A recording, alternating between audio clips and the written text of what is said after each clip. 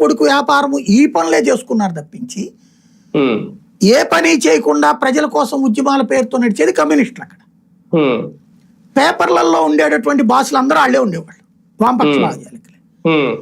తీసుకునేటప్పుడు కూడా సిపిఎం కార్యకర్త, సిపిఐ కార్యకర్త వాళ్ళే వచ్చేవాళ్ళు.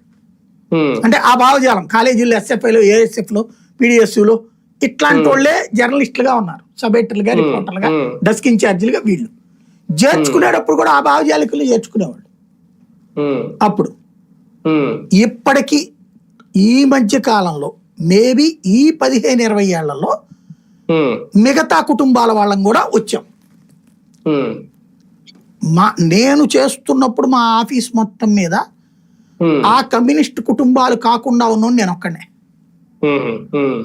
నేను చూసిన మిగతా రిపోర్టర్లో చూస్తే ఏదో ఒక బీరకాయ పీచ్ సంబంధం ఉండేది మిగతా స్టాఫ్ అందరికి, స్ట్రింగర్ల దగ్గర నుంచి అందరికీ కూడా. అంటే ఆ కమ్యూనిస్ట్ కుటుంబంతో పరిచయము, కమ్యూనిస్టులతో ఆ ఉద్యమాల్లో తిరిగిన వాళ్ళు,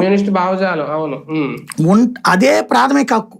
అక్కడ ఉద్యోగంలో ప్రమోషన్స్ కావాలన్నా అదే క్వాలిఫికేషన్. అలా ఆ భావజాలంతో సంబంధం లేకుండా వచ్చిన వాళ్ళని ఇప్పటికి కూడా తొక్కేస్తున్నారు. ఇప్పటికి కూడా మనందరికీ అదే సమస్య. ఇప్పటికి కూడా ఈవెన్ మీకు ప్రెస్ అకాడమీలు వీటన్నిట్లు యూనియన్లు ఎవరు నడిపేది? కమ్యూనిస్టులు కాకుండా.